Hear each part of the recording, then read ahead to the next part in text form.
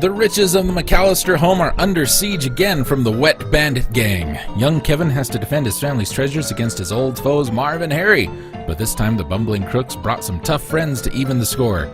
Their recent stretch behind the bars has given them plenty of ideas to extract revenge on our little hero. Join Kevin as he races through the McAllister mansion and sets off wild booby traps to ensnare the villains, discover the hidden treasures, and secure them in the basement vault. But be careful, some nasty nightmares await Kevin in the dusky, murky shadows of the cellar. Help Kevin thwart the Wet Bandits and face his worst fears in this classic adventure from THQ. And is it a classic? Really? I don't believe so. Look, here's the thing. This is a video game, clearly, that was based on a movie.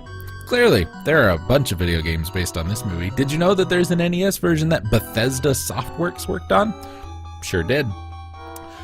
So, while there are a billion versions of this game, Nintendo, Super Nintendo, Game Boy, Master System, Genesis, Game Gear, Amiga, and DOS, not all of them are the same. Generally, they all have a different style of gameplay, but share a same plot and roughly the same objective. Kevin is left home alone when his family goes on vacation and must prevent Harry and Marv, the Wet Bandits, from burglarizing his home using various household objects as traps and or weapons. Each version of the game is an example of the trap-em-up genre, which also includes games like Hyanko Alien, Space Panic, and Lode Runner.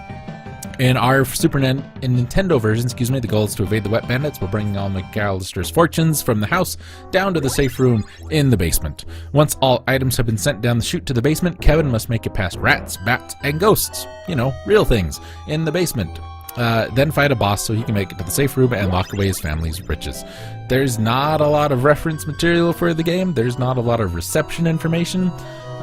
The Mega Drive version given a score of 24% by Mega Tech gave it 65%, the Game Gear got a 63, and the Master System got a 61 from Sega Megaforce. No information about the Super Nintendo version exists that I was able to find other than what GameFAQs says, which gave it a 2.3 out of 5. They also said it takes you 5 hours, roughly, the length of the game.